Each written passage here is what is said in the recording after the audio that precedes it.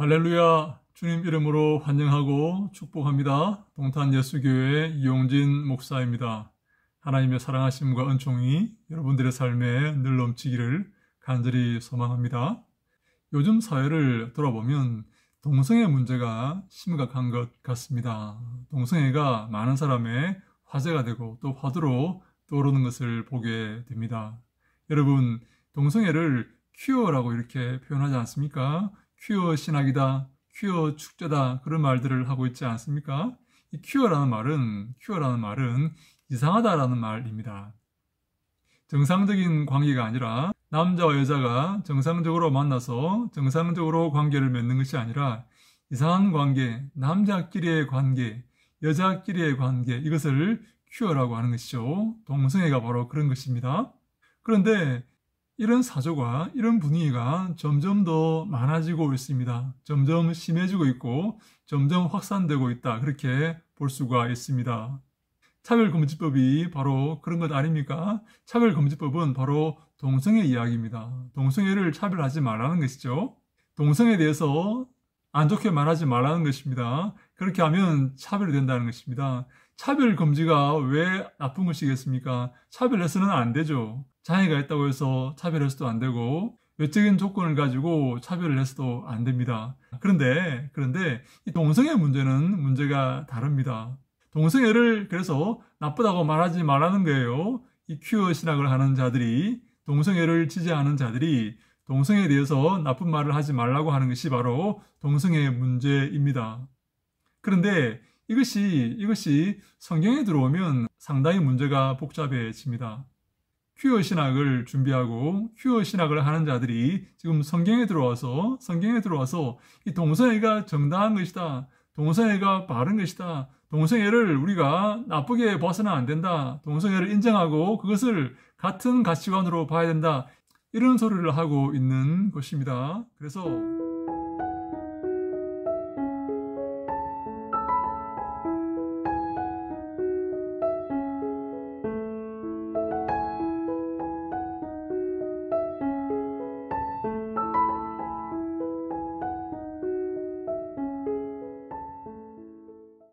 성경을 퀴어의 관점으로 성경을 바라보자.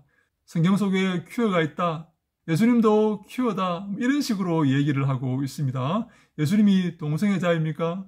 예수님이 퀴어라고 주장하는 그런 사람들은 바로 예수님이 동성애자이다, 그런 식으로 몰고 가려고, 그런 식으로 끌고 가려고 그런 주장을 하는 것이죠. 여러분, 그런데 사실 예수님께서 조금 이상하신 것은 사실입니다. 일반적인 사람들을 볼 때 예수님의 말씀이나 예수님의 기적이나 예수님의 삶이 조금 이상한 것은 사실 아닙니까? 마귀에게도 별명이 있습니다. 마귀의 별명이 무엇인지 아십니까? 거짓말쟁이, 그리고 살인자입니다. 요한복음 8장 44절에 마귀의 그런 별명이 나옵니다. 마귀는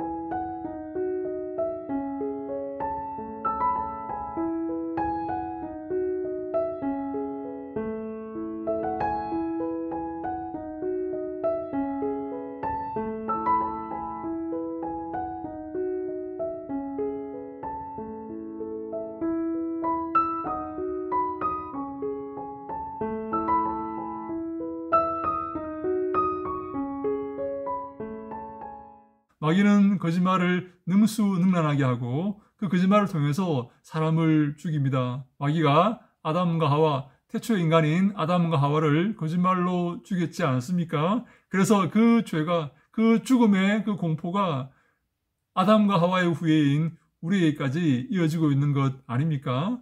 여러분, 그런데 예수님에게도 별명이 있습니다. 여러분, 예수님 별명이 무엇인지 아십니까? 예수님 별명이 당시의 사람들이 지어준 별명이 있어요.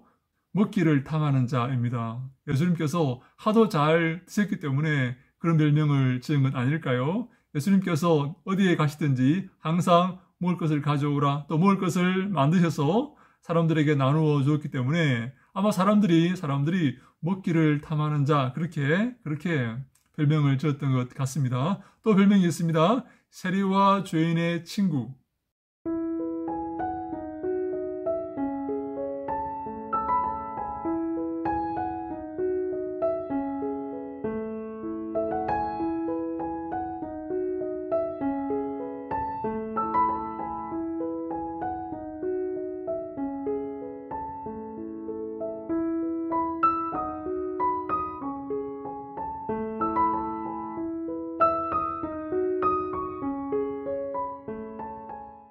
예수님께서 세리와 창기들과 함께 항상 지내셨기 때문에, 그들을 버타면서 지내셨기 때문에 사람들이 별명을 지었습니다. 세리와 죄인들, 세리와 창기의 친구다, 그렇게 별명을 지었던 것이죠. 그런데요, 저는 한 가지 별명을 더 하고 싶습니다.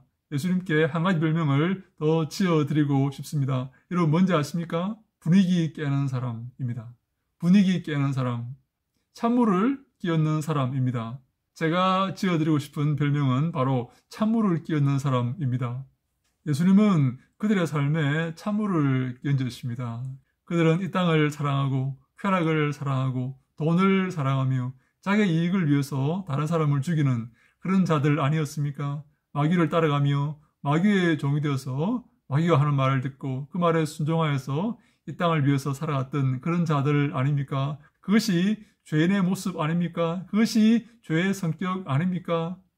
하나님께 영광 돌리고 하나님을 바라보고 하나님 편에 서서 하나님 말씀을 전해야 되는데, 그리고 그 말씀에 순종해야 되는데, 마귀 편에 서서 마귀를 따르고 마귀에게 순종하고 마귀가 원하는 그 삶을 살다가 마귀와 함께 지옥 가는, 그것이 바로 이 땅의 사람들의 삶의 행태, 삶의 태도 아닙니까? 예수님은 거기에 찬물을 끼얹습니다. 그것이 틀렸다, 그것이 잘못되었다, 회개하라, 하나님께 돌아오라, 하나님만 바라보고 자기를 희생하고 주님께 나아가서 주님만 섬기라. 그것이 바로 예수님께서 하신 말씀 아닙니까? 예수님께서 우리에게 보이신 삶의 태도 아닙니까? 여러분, 장터에서 노는 아이들의 비유라는 비유가 있습니다. 아이들이 엄마를 따라서 장에 가죠. 우리 옛날에 그렇게 했지 않습니까? 5일장, 3일장, 7일장에 엄마를 따라서, 할머니를 따라서 장에 갑니다. 그러면 엄마는 캤던 나물과 과일들과 이런 것들을 팔고, 아이들은 뭐 할까요? 아이들은 모여서 장터 한 켠에서 모여서 놉니다. 뭐 하고 놀까요? 무슨 놀이 하고 놀까요? 장례식 놀이와 결혼식 놀이를 하고 놉니다. 그들이 봤던 이벤트가, 그들이 봤던 어떤 모임이 대부분 결혼식과 장례식의 그런 이벤트였기 때문에 아이들은 그 놀이를 하고 노는 것이죠. 그런데 바리새인들은 예수님과 요한에게 왜 너희는 곡을 내도 울지 않고 왜 너희는 피리를 불어도 춤을 추지 않느냐, 그렇게 말을 합니다. 예수님과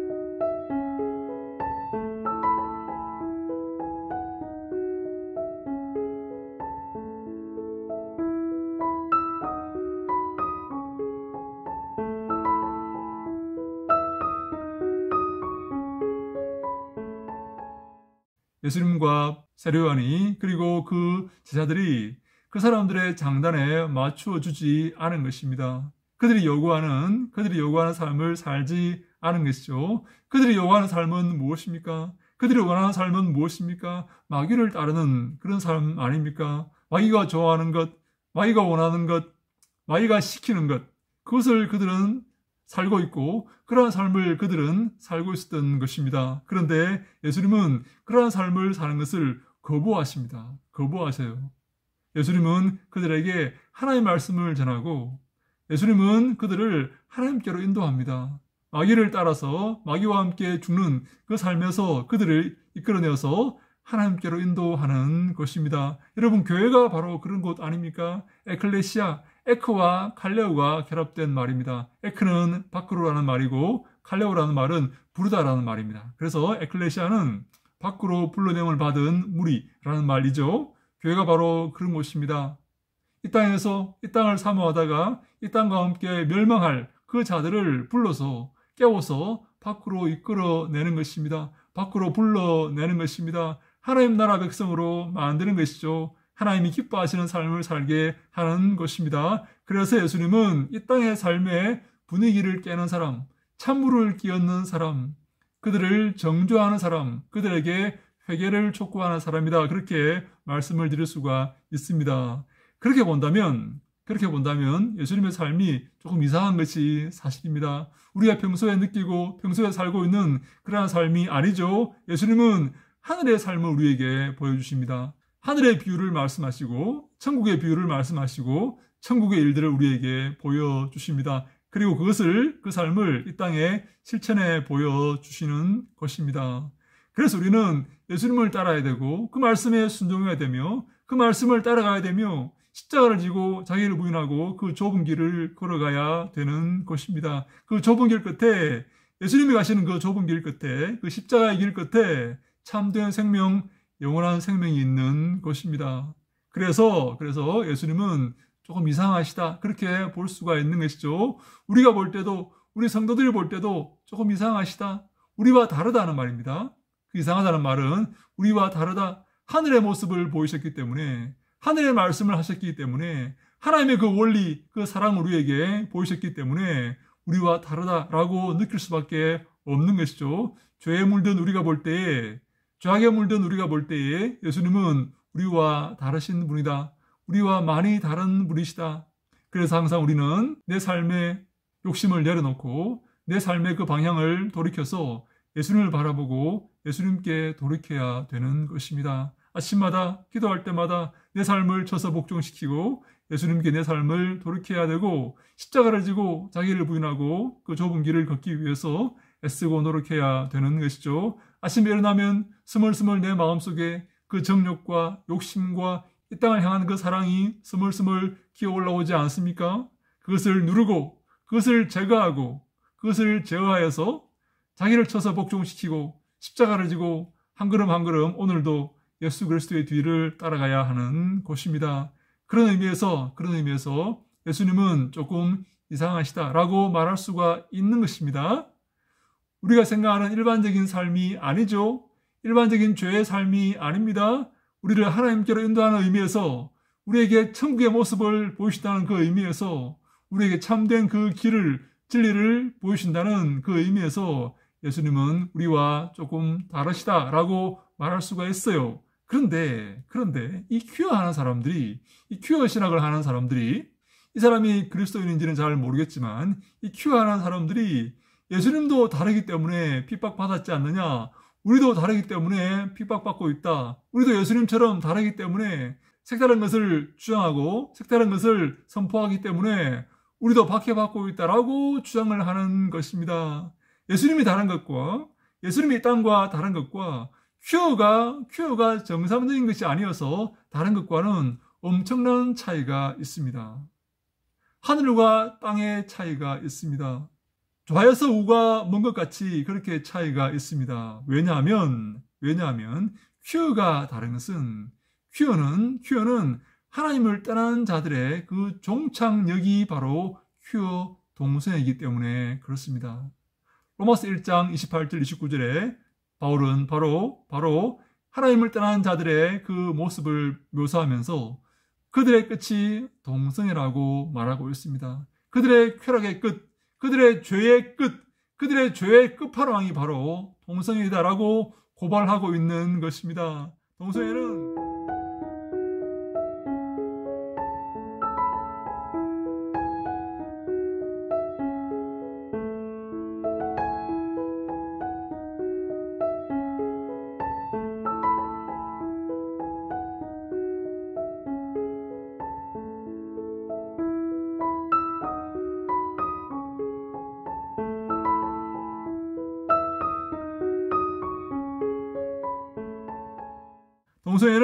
내가 태생적으로 그렇게 태어나서 할 수 없이 벗어날 수 없는 그런 죄의 굴레가 아닙니다. 그들은 하나님을 대적하고 하나님을 외면하고 하나님을 등지고 그 죄의 끝판왕인 동성애로 달려가고 있는 것입니다. 하나님을 대적하는 죄인 중에 괴수요, 하나님을 대적하는 그 죄의 가장 악랄한 그 모습, 그 형태가 바로 동성애이다라고 성경은 우리에게 고발하고 있는 것입니다.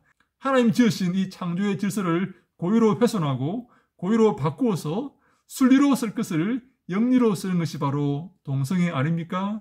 하나님을 모독하고 하나님을 배반하고 하나님을 대적하는 그 끝판왕의 모습이 바로 동성애이다라는 것입니다. 그래서 동성애는 퀴어지만 이상하지만 예수님의 이상함과 완전히 반대되는 이상함이다.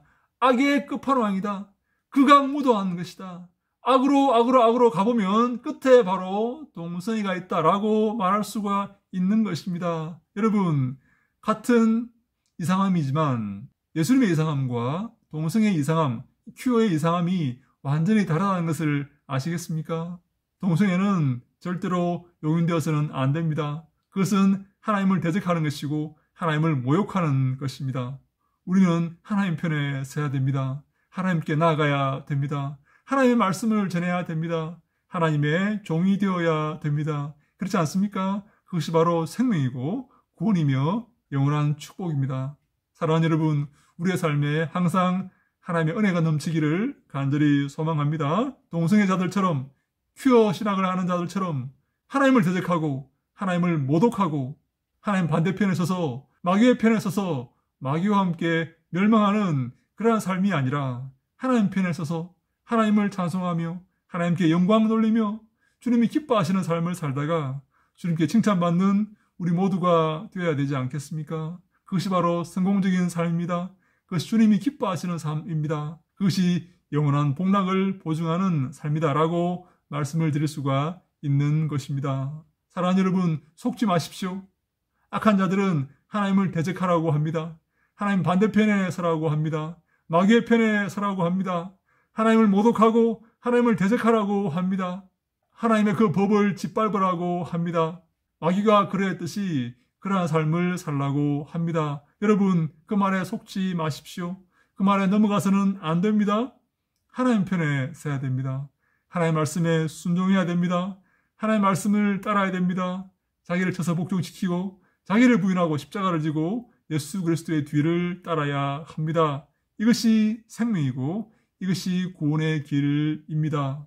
마지막 때가 되어서 미혹하는 자들이 등장할 것입니다. 하나님을 모독하고 하나님을 대적하고 예수 그리스도를 대항하여서 자기의 사람들을 모으고 자기의 왕국을 이루고 마귀를 쫓을 것입니다. 여러분, 절대로 거기에 따라가서는 안 됩니다. 하나님의 말씀 잘 붙드시기 바랍니다. 그 말씀 잘 들으시기 바랍니다. 잘 분별하시기 바랍니다. 마지막 때가 되어서 마귀가 구원받은 자들마저도 꿰어서 지옥으로 데려가려고 마귀는 미혹할 것입니다. 여러분, 그 미혹에 넘어가서는 안 됩니다. 하나님 바라보고 하나님 경외하며 하나님을 위해서 하나님 편에 서서 예수 그리스도의 뒤를 따라 주님께 칭찬받는 우리 모두가 다 되어야 될 것입니다. 그러한 복이 우리의 있기를 주님 이름으로 간절히 축원합니다. 그러한 삶을 살아서 영광에 동참하는 우리 모두가 다 되기를 간절히 소망합니다. 주님 인도하셔서 우리가 그 큰 복에 참여하기를 간절히 소망합니다. 할렐루야! 샬롬!